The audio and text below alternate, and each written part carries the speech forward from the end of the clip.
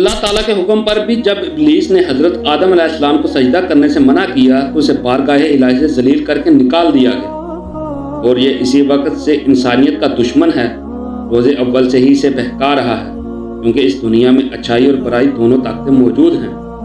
اللہ تعالیٰ نے انسانوں کو گمراہی سے بچانے کے لیے الہامی کتابیں اپنے انبیاء پر نازل کیں تاکہ انسانوں کو حق اور سچ کا راستہ بتا سکے۔ شیطان نے ان کتابوں کا مذاق اڑانے کے لیے ان کتابوں کے برعکس اپنی شیطانی تعلیم لوگوں کو دینے کے لیے اپنی خود کی ایک کتاب لکھوائی، جسے کوڈیکس گیگاس کہا جاتا ہے یا اسے ڈیول بائبل بھی کہتے ہیں۔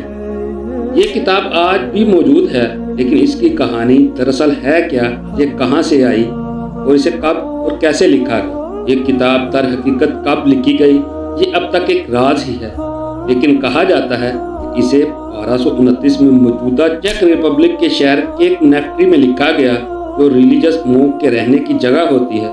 یہاں رہنے والے مونک، جس کا نام ہرمن تھا، اس نے لکھا، اسے اپنی ریاست کے خلاف قدم اٹھانے پر اس وقت کے بادشاہ نے سزائے موت کا فیصلہ سنایا تھا، مگر ہرمن نے سزائے موت سے بچنے کے لیے بادشاہ کو ایک آفر کی تھی کہ اگر وہ اس کی جان بخش دے تو محض ایک رات میں ہی ایک ایسی کتاب لکھ کر دے گا جو دنیا کے علم سے بھری ہوگی اور اس کی ریاست کی شان بڑھائے گی۔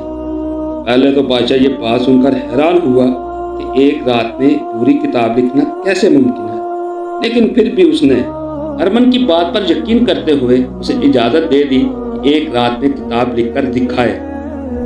ہرمن اپنے گھر گیا، لیکن چند گھنٹوں کے بعد اسے احساس ہوا کہ وہ بادشاہ کے سامنے بہت بڑی بات کر بیٹھا ہے، اور اس کتاب کو ایک رات میں لکھنا کسی بھی صورت ممکن نہیں۔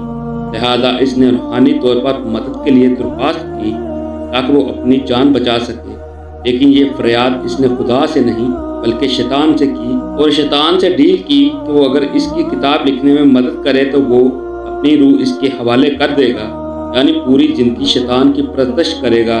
لہذا شیطان نے اس کی مدد کی اور اس نے راتوں رات 74 کلو کی ایک کتاب مکمل طور پر لکھ ڈالی، جس کی لمبائی 36 انچ، چوڑائی 20 انچ، موٹائی 8.7 انچ اور 320 صفحوں پر مشتمل تھی۔ اس میں کم از کم 160 گدھوں کی کھال کا استعمال ہوا تھا، لیکن آج صرف اس کتاب کے 310 صفحات موجود ہیں۔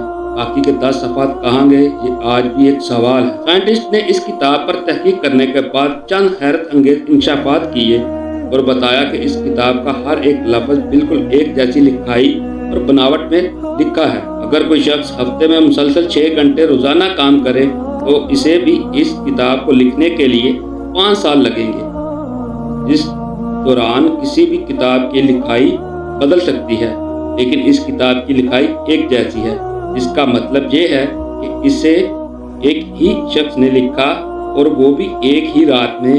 مزید اگر اس کتاب میں موجود تصویروں اور اشاروں کو ملا کر بات کریں تو اس کتاب کو لکھنے میں 30 سال لگیں گے، یعنی ایک انسان کی پوری جوانی۔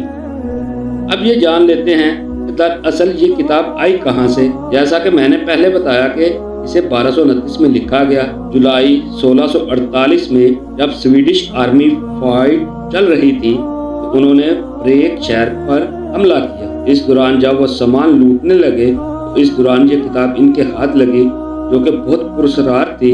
اس کتاب کے پہلے ہی صفحے پر کوئی شیطانی چہرے والا شخص موجود ہے، یہی وجہ ہے اس کا نام ڈیول بائبل رکھا گیا ہے۔ یہ 19 انچ لمبا، اس کا منہ شیطان کا جبکہ جسم انسان جیسا ہے۔ اس کا مطلب یہ ہے کہ شیطان انسان کے اندر بھی موجود ہے۔ اس کے بازو اور پاؤں کی 4 انگلیاں ہیں جو خون سے بھری ہوئی ہیں۔ اس کا مطلب یہ ہے کہ یہ انسانوں کا شکار کرتا ہے۔ اس کے علاوہ اس کی 2 زبانیں ہیں۔ اس کا مطلب یہ ہے کہ یہ جھوٹا اور دھوکے باز ہے۔ اس کے سر پر تاج موجود ہے جو بتا رہا ہے کہ یہی اصل بادشاہ ہے۔ اس تصویر کے بارے میں کہا جاتا ہے کہ یہ ہرمن کو یہ تصویر خود شیطان نے اپنے حلیہ بتا کر بنوائی تھی۔ اس کے علاوہ اسی صفحے کے بالکل پیچھے جنت کو بنا کر دکھایا گیا ہے، جو در حقیقت شیطان کے پوجا کرنے والوں کے لیے دنیا ہے، جبکہ کچھ مذہبی اسکالر کا اس کے بارے میں یہ کہنا ہے کہ یہ یروشلم شہر ہے جو قرب قیامت کے حالات تک بہت زیادہ اہم رہے گا۔ اس کے علاوہ इस किताब में कई मुजस्मे, बाइबल के नुस्खे, जूस तालीमात, एग्जोर्सिज्म, काला जादू और शैतानों को बुलाने के तरीके मौजूद हैं। अब यहाँ जादू वगैरह क्यों सिखाया गया है? क्योंकि आप अच्छी तरह से जानते हैं कि जादू करना कुफर है। ये सिर्फ गुनाह नहीं है बल्कि इंसान मुकम्मल तौर पर दायरा इस्लाम से खारिज हो जाता है, क्योंकि जादू के अंदर हम अल्लाह ताला को छोड़कर शैतान से मदद मांगते हैं। इसीलिए यहाँ पर ज्यादातर जादू को सिखाया गया है ताकि शैतान इंसान को लालच देकर गलत काम पर लगा सके, इससे गुनाह करवाए और इसे जहन्नम का हकदार बनाए, क्योंकि इसने अल्लाह ताला से वादा किया है वो इंसानों को क़यामत तक गुमराह करेगा। लेकिन खुशखबरी ये है कि परहेजगार और नेक इंसानों के करीब शैतान कभी भटक भी नहीं सकता और ना ही इन्हें गुमराह कर सकता है।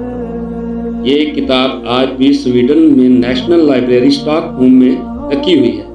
लेकिन सवाल ये है कि एक आम इंसान कॉपी पर लिखना शुरू करे तो कुछ ही देर में इसके हाथ थक जाते हैं, लेकिन दूसरी तरफ कोडेक्स गीका जैसी किताब को कैसे लिखा गया, और वो भी सिर्फ एक रात में। इसके अलावा इसके जो 10 सफ़ात चोरी हुए हैं जो अहम तरीन मालूमात और जादू पर मुश्तमिल थे, तो किसने और क्यों चोरी किए होंगे? इनके अंदर ऐसी क्या मालूमात मौजूद थी जो चुराया गया? आप इस बारे में क्या सोच रखते हैं? अपनी कीमती राय का इजहार कमेंट में ज़रूर कीजिएगा। दोस्तों, मुझे उम्मीद है कि आज की ये वीडियो आपको पसंद आई होगी। मैं मिलूंगा एक नई वीडियो में, तब तक अपना और इस चैनल का ढेर सारा ख्याल रखें। अल्लाह हाफ़िज़।